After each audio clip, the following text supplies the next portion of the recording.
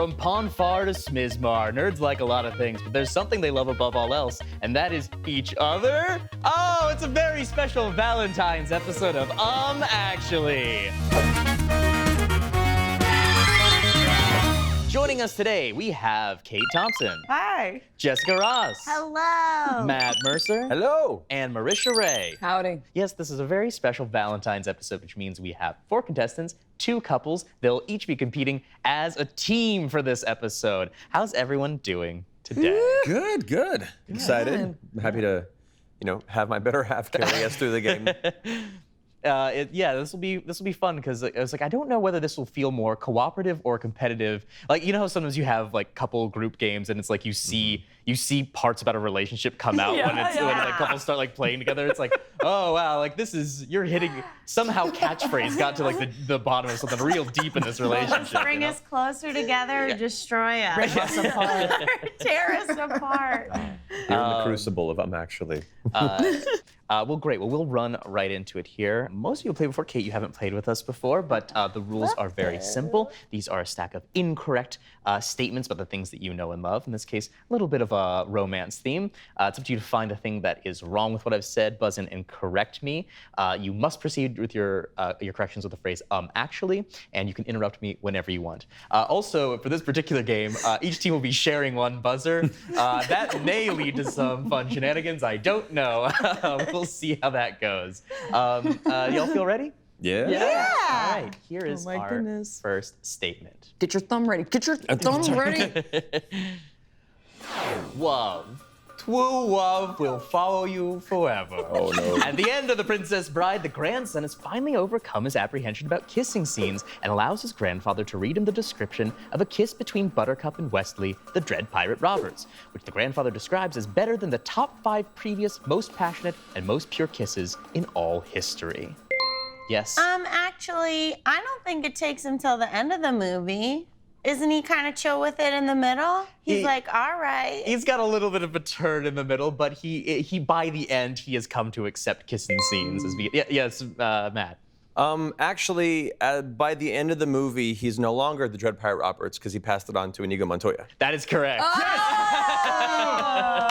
This is gonna be hard for you to see who's buzzing in. That's Trixie. Yes, that's correct. The title of the Dread Pirate Roberts passes from one person to another. By this point in the story, he's passed that title on, and he's no longer. He's just Wesley. He's just Wesley. Well, that is that. That's a point for Matt and Marisha. In the Futurama episode Love and Rocket, the Planet Express crew contracts with Romanticorp, the company responsible for making heart-shaped boxes out of recycled garbage, candy hearts of bone meal and earwig honey, and lovey bears made of blanket cloth and magic buttons. Do you guys know? You're the Futurama one. I know, I'm sorry, I'm ashamed of myself. Gas. Romanticorp? Yeah. Actually, they team up with, I feel like it's not called Romanticorp. Shoot, I'm sorry. I'm treading water. It is Romanticorp, which I believe is a subsidiary of General Feelings or General Emotions or something like that. Yes, it is Romanticorp. Yes. Actually, the lovey bears are made from magic buttons and human flesh. I got nothing. I'm out. You've identified what's wrong. That it's what the lovey bears are made of. So I'll give you the point unless someone can remember what is wrong. It's not that lovey bears are made of blanket cloth and magic buttons. No, drawing a blank over there. Yeah. They're made of honey. That was so. Actually, I was so at that point still. All right, moving on. They are not made of honey. We'll give that point to Matt and Marisha. Romanticorp claims, they claim that they're made of blanket cloth and magic buttons. That's sort of like part of their marketing. In point of fact, they find that it's actually much cheaper to genetically engineer real bears that are killed on their first birthday and stuffed full of fire retardant love fluff. There we go. That is what they're made of. Look at that. We're failing up. That's the story of my life. Name of my autobiography. In Greek mythology, Zeus is constantly changing form in order to seduce women and men. These forms include a bull, a swan, an eagle, a dove, an ant, a shower of gold, and a peacock, among many, many others. Yes? Kate? Actually, he was never an ant. He was an ant. Isn't that bonkers? Yeah, Matt. Actually, he was never a peacock because that was Hera's thing, right? That's correct. yeah. That's Hera's jam. He was never a peacock. That'd be really muscling in on someone else's brand. Yeah. He may not respect anything else, but I guess Zeus respects that. If there's one thing those gods knew, it was not to overlap each other's territory. Yeah. It's a very specific, organized contract. Zeus, can I talk to you for a second? Noticed you were playing a little peacock thing, and was that your thing? I didn't realize. well, yeah, it's just like I'm constantly just like surrounded by peacocks. Well, I already bought the costume. I hope it's not a. Well, I think you can share? change. I think you should change. You could change on a whim, and I just think you should change, maybe. Yeah, an ant. Not the first thing I would think of as being a choice to Seduce a kid. Watch me pick up this watermelon. That sounds like a drunken conversation of like, yeah, man, do you know they're like queen ants? A queen ant? I haven't been with a queen ant. Yeah. Give me an hour. Gotta go. Yeah. Zeus, where are you going? I'll be right back. I'll be right back. It's like that guy. Well, that point again goes to Matt and Marisha. And Yeah. we move right Might as well be called mop. They're wiping the floor with us. Hey, there's still plenty of game left. Exactly. Just keep it going, babe. Keep it going. Just here for emotional support. We got this. Don't embarrass me. Just after the game, it's like real quiet. It's like in the locker rooms that we definitely have back there. It's like, Yeah, when we shower. yeah.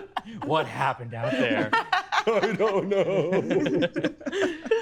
Here's a Star Trek question. Oh, yeah, I'm out. I've been watching a ton lately, so Have you? I think I'm gonna nail it. Next gen. If it's next Next gen? All right. Maybe. Is it next gen? Deanna Troi of Star Trek The Next Generation had a human father, but her mother was a betazoid. In addition to innate telepathic abilities, betazoid women undergo a physiological change early in life known as the phase, during which their sex drive significantly increases by a factor of 4 or more. Also worth noting, betazoid weddings are traditionally expected to be attended in the nude. Yes, Matt. Actually, Deanna Troy's ability was empathic, not telepathic. Hers is, but in the phrasing of it, we are making claims about betazoids in general and not Deanna Understood. Troi Understood. specifically. I rescind my statement. There you go. Actually, I think they get hornier later in life. That's correct.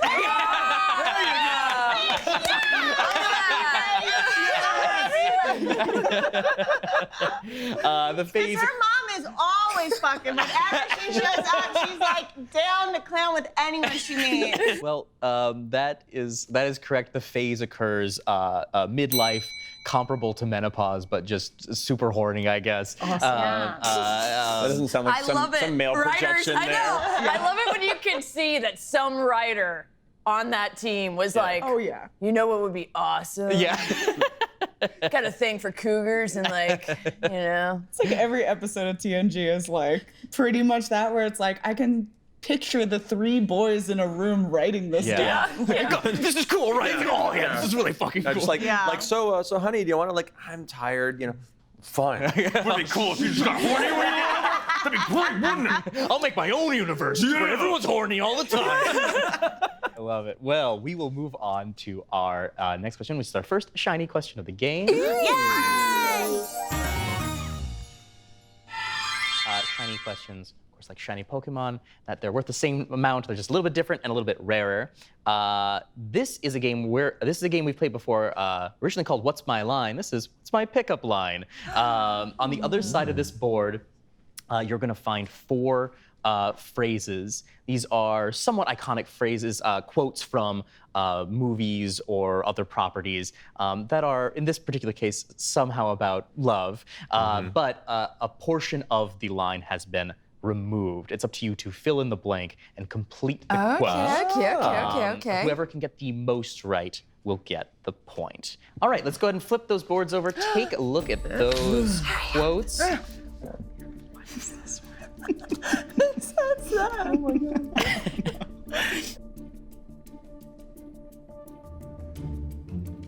Okay. All right. Pencils down. Jess and Kate are capping up their pen to find the perfect One word. quote that we're battling over. Something like that. All right, Sure. let's give it a go. Let's do it. We got it. We'll start with Jess and Kate. Let's see what you Wonderful. got. Okay.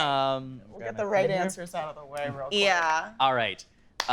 Tell us what you got here. What's the first one? Okay. I don't like sand. It's coarse and hard. Not like you. Anakin, Star Wars. Okay. Okay.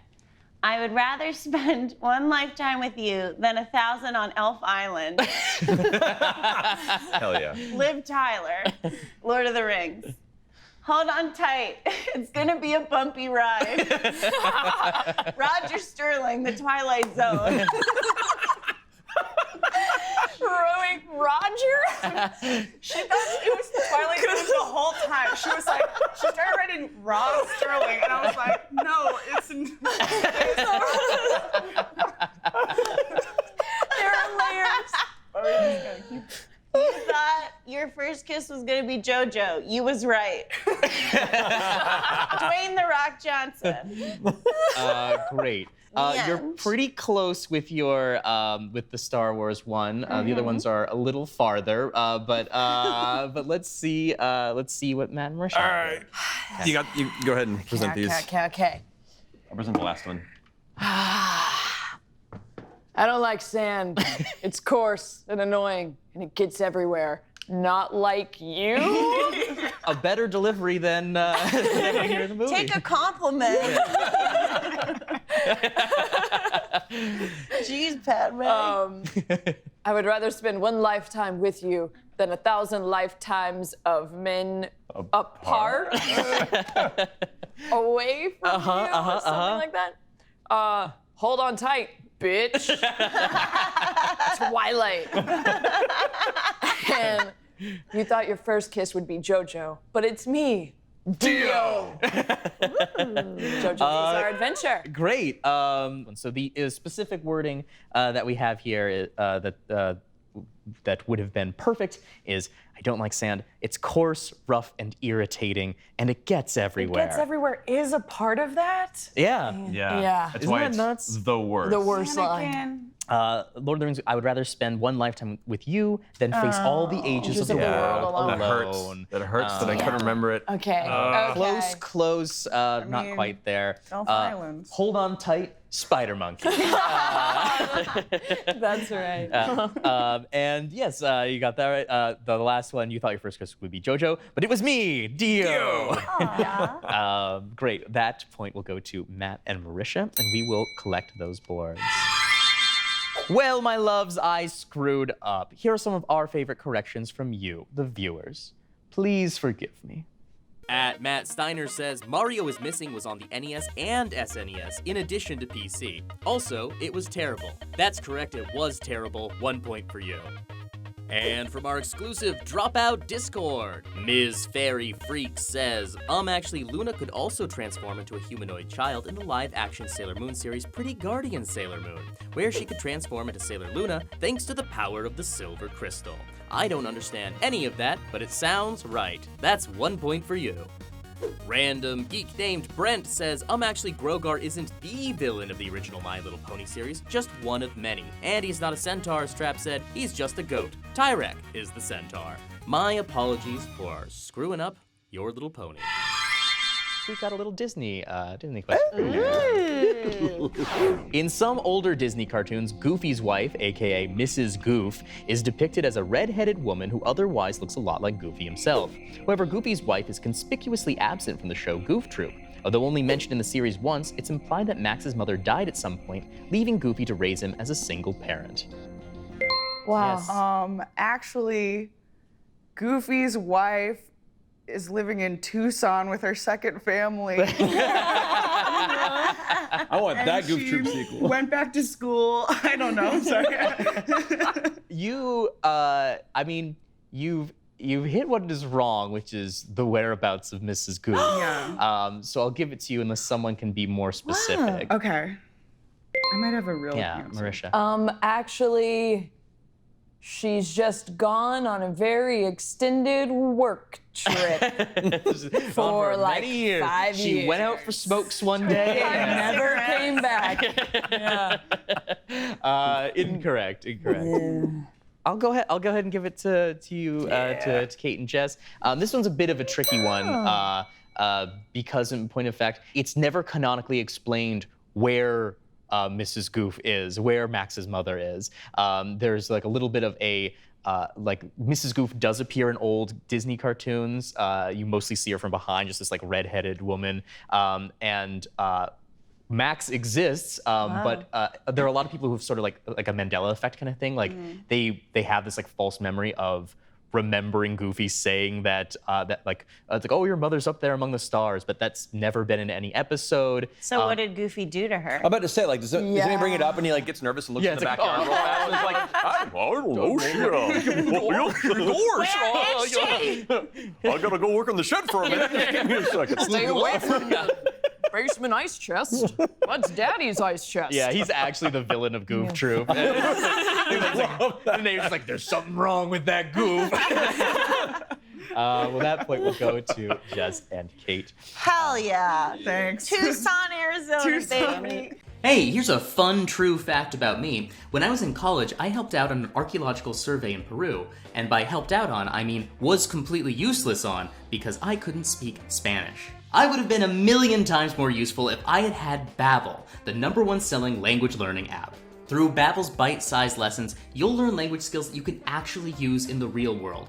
From menus and directions to gaining a deeper cultural understanding, Babbel is a travel essential. Years later, I'm still feeling useless from all the Spanish I couldn't speak back then, so I'm using Babbel right now to brush up on my Spanish skills. It's fun, it's easy. Babbel's 15-minute lessons make it a perfect way to learn a new language on the go. Other language learning apps use AI for their lesson plans, but Babbel lessons were created by over 100 language experts. Their teaching method has been scientifically proven to be effective. With Babbel, you can choose from 14 different languages, including Spanish, French, Italian, and German. Plus, Babbel's speech recognition technology helps you improve your pronunciation and accent. In addition to the lessons, you also get access to podcasts, games, videos, stories, even live classes. Right now, when you purchase a 3-month Babbel subscription, you'll get an additional 3 months free. That's 6 months for the price of 3. Just go to Babbel.com and use the promo code ACTUALLY. That's BABBEL.com. Use the promo code ACTUALLY for an extra 3 months free. Here is a D&D question. I won't even bother. Grazd, aka the Dark Prince of Pleasure, resides in the Argent Palace, described as a den of ostentation and hedonism. Like other demon lords, adventurers who succumb to madness in his presence while in his lair experience unique insanities like sex is a great solution to all of life's problems. And to properly honor my dark, beautiful lord, I must prepare intricate, debauched rituals. And this world is a mass hallucination where fear seems more real than love. Yes, Jess and Kate. Actually, he lives underground and not in a palace. Nope, he is in the Argent Palace. That is. Yep. Actually, you don't have to be in his lair to experience his hallucinatory effects. You just have to be near him. It's just an ability he can do. That is not what we're looking for Okay. here. If that is true, there's a more incorrect thing. Okay. Yes. Actually, the madness effects around him are based more in indulgence and sensual pleasures, so the fear-based ability is not part of the madnesses? The illusion that makes you think that fear is the strongest thing. Oh, that last one is incorrect, is what you're saying. Correct. That is correct. Okay. Yeah, that's what I was gonna say. That last quote, this world is a mass hallucination where fear seems more real than love. That is a quote from Marianne Williamson, who is running for president. That is where that quote comes from. Still an abyssal entity. But Yeah, when I'm in her presence, that's how I feel. Sounds like not the worst way to go insane. I guess if you had to choose. Yeah. Of all the demon lords, he's probably the most like chill comparatively, because you got like Orcus, the guy of undeath, who's like, I want to kill everything and raise it. And you have, a Demogorgon, who's just an insane, constantly arguing thing. And you have like the Grass, who's like, hey guys, clothes optional. Yeah. I think I've been to a few grass parties in LA accidentally. I'm like, oh, I gotta go. You know, it's Yeah. a little less intense. Yeah, for sure. Well, at that point, we'll go to Matt and Marisha. And here is a Harry Potter question. The love potion Amortentia might seem harmless from its unassuming appearance and scent of fresh-cut grass, but as the most powerful love potion, it causes obsession deep enough that it can completely change someone. Voldemort himself was conceived while his mother poisoned his father with Amortentia, and when she stopped giving him the potion, he was horrified and abandoned his family. Yes? Actually, it doesn't smell like grass to everybody. That's correct. It specifically doesn't smell like grass to everybody. Can you be more specific? It only smells like that to Hermione? Yeah, Because that smells like Ron's house? it's all those specifics are right. Also Weasley smoke Amortentia weed. smells. Yeah, it smells like the Weasley's basement. Yeah, I must love that idiot. because the basement is rank. Dank weed. That explains so much about the Weasleys. The Weasleys would not have dank weed. They would have like mids, Yeah. like stems and seeds. Sorry, I couldn't get the nice stuff, dear. Look at that Hufflepuff brown. Yeah. Sorry. The Hufflepuff common room just reeks of weed all the time. They're so sweet. Yeah. Puff, puff, puff, pass. Oh my god. Hell yeah, dude. Yeah. Make it a shirt. Make it a shirt. Just a badger, a stoned out badger. Amortentia smells different to every person depending on what appeals to them. And it is Hermione who smells fresh cut grass, parchment, and Ron's hair. Smells like Kate's farts. Yeah. Aw. What? I got that ambient hallucinatory shit. I'm sorry. Can I leave? Well, great. We will move on to our second shiny question. This is a game called Matchmaker. On the other side of this board, there are a number of broken hearts. Now, 2 of these hearts will fit together because they have the names of each half of a name of a couple from pop culture. The way this will specifically work is one couple will hold the board up for the other. One of you will choose one name. Your partner must choose the correct name to coincide with that. Okay. So this is a group game. You have to not only choose the one that you know, but choose the one that you think your partner will know the other Okay. half too. All right, so go ahead, lift up, show Matt and Marisha the board. Those are a little hard to see, I apologize, they're very tiny. So either of you can be the first to pick, and the other can choose who the other half of the heart is. Cora. Okay. Asami. Oh, wait. Oh, yeah. Yeah, Princess Bubblegum. Okay, it's right there. And Marceline. very good. Yeah. I know one. I have one too. You have one? I do. We're on the same page. I'm going, because I don't know what you're thinking of. Wait, what are you thinking? Howard the Duck? I would not have. Just scoffing at your choice. All right, Matt, you got a pair of Howard the That was Duck. what I was like, I don't want it. I will say. know. I'll say Beverly Switzler. That is correct. Do you know this one? I don't Yeah, think we're supposed to do it I'm sorry. that way. Fully cheating. Sorry. Well, I'll just pick that one. So Willow Rosenberg. Okay. That is what I was going to go with for Okay. you. Tara Hell yeah, dude. McClay. Very good. That is correct. Yay. Oh man, if you don't, I will say.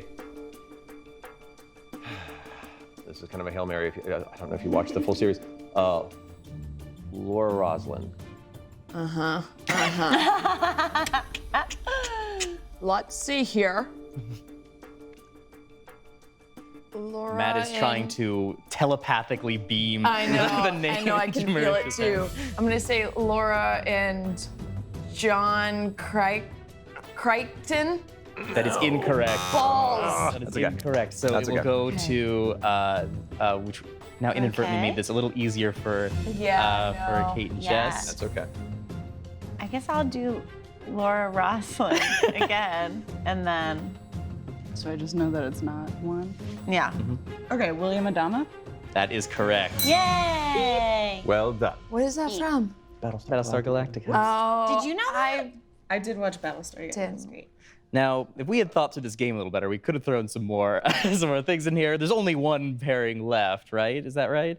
Yeah. So this feels like this should be the end of the game. Yeah, I think they won. We got one wrong. They got all the right. That feels right, Yes. right? I'm not pulling a fast one here. No, not at all. That's legitimately Great. fair. Good. Well, that point will go to Jess and Kate. Well, I know one thing that you guys love, and that is correcting me. If you notice something that I got wrong, you can correct us by tweeting at @UmActuallyShow or going to the exclusive Dropout Discord and correcting us on the Actually Corrections channel. If we like what you have to say, we might even feature it on a future episode. Buzzers at the ready? Here we go. We're gonna go a little old school here. In the movie Barbarella, the titular character is captured by Dr. Pygar and placed in the Excessive Machine, a device designed to cause death by orgasm. Fortunately, Barbarella survives because the machine is unable to handle her sexual appetite, and it instead breaks down and explodes. Yes? Kate? Actually, Pygar is the name of the angel guy. That is correct. Yeah. That is correct. We've got Oh, that's right. The blonde Adonis, kind of Angel spacey guy. angel guy. That's right. Do you know the name of the the doctor doctor? who operates the excessive pleasure machine or the excessive machine? What was the name of that? Dr. Hardknocker, probably, or something like that. That was the era. Dr. Penis. Yeah. I'll give you the point anyway. What is it? The doctor's name is Dr. Durand Durand. Duran Duran. That's right. Which is where Duran Duran got their name. Yes, yeah. Movie. And you just, it was It's so Duran Duran the whole time. Cool. That point will go to Jess and Kate. This next question is about Twilight. Oh, Oh boy. no. The Twilight Zone. Yes. Yes, the Twilight Zone. Spider-Man. What did you say? Roger Sterling. Good old Roger. Roger Sterling is a character from Mad Men. All right. You're like his All mom right, we'll yelling stop at him. roasting you. Purple monkey dishwasher. Okay, here we go. Bella may have chosen Edward over Jacob, but when her hybrid vampire daughter Renesmee was born, Jacob imprinted on her, which formed a permanent supernatural bond between himself and the baby. Jacob still pines for Bella, but takes solace in his newfound bond with her daughter. Yes, Marisha. Actually, she wasn't a baby when he imprinted on her. She was a little bit older. Full-on baby. Damn it! Baby, yeah.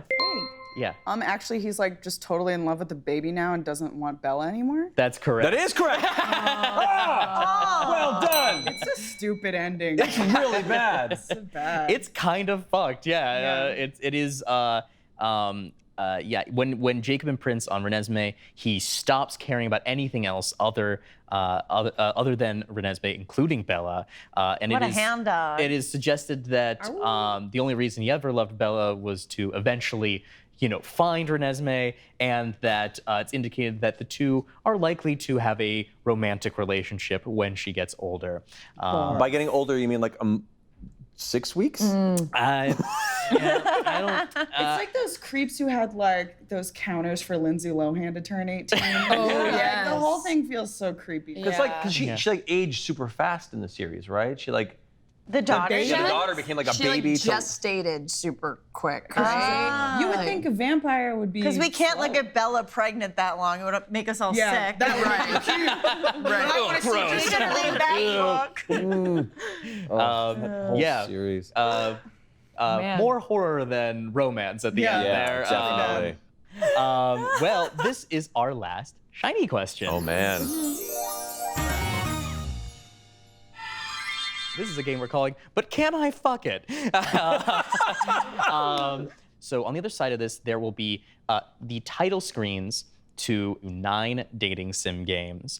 One of them is not real. Just one. Just one. Okay. The other ones are. Whoever can identify the fake one will get the point. Oh, goodness. Go ahead and flip those over. Let's take a look at these dating sims. Oh, weird. Yes, Kate. Actually, Jurassic Heart is not. Jurassic Heart is a real game where you date a Tyrannosaurus Rex. Finally for me. That's the one Grant's on. God. Yeah. What's this down here? This feels like Yeah, I think this might be it. The brother sim on the lower left.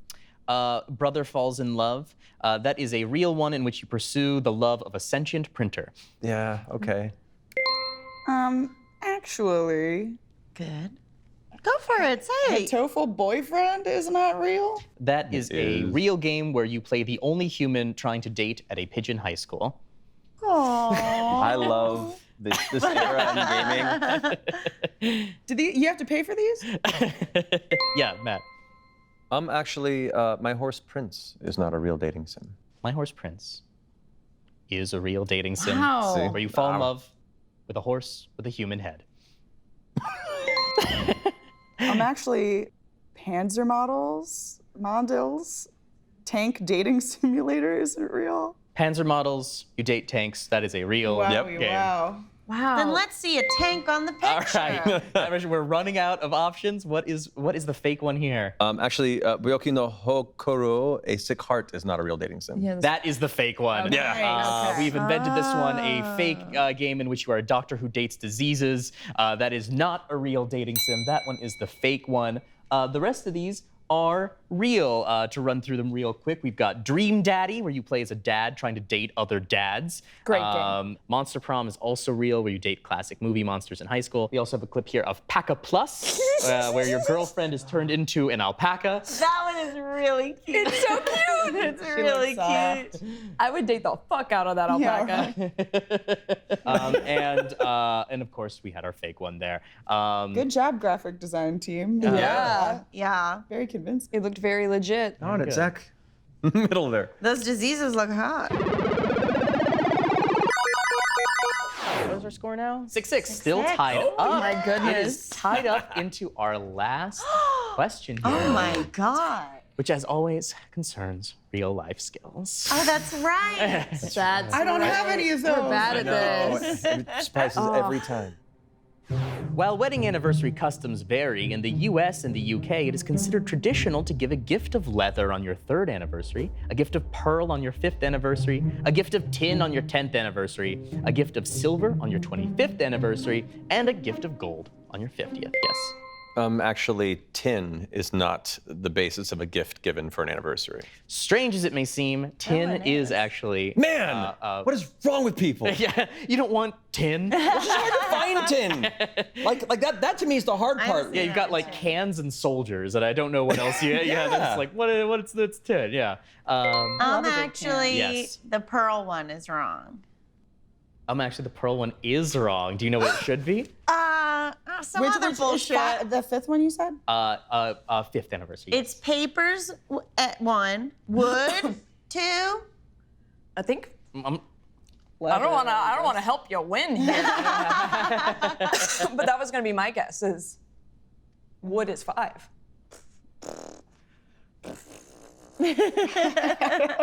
I'm sorry. no guesses. We don't know. Useless. I want you to like make your guess to see if that's right. Is that crazy? Yeah.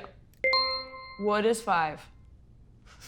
Wood is 5. But you didn't say actually. Wood is 5. Oh, damn. This feels. I truly don't know who to give this to. Hey man, it's Valentine's Day.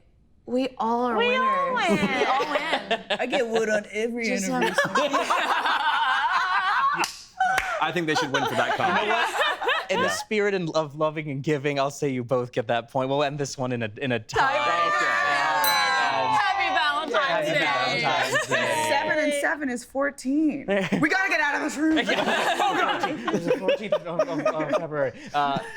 Great. Well, that is our game. We're going to say that that ends with a tie for both of you finding your way into where what that anniversary gift should be. And that is it for this episode. Join us next time for even more pedantic corrections here on Actually.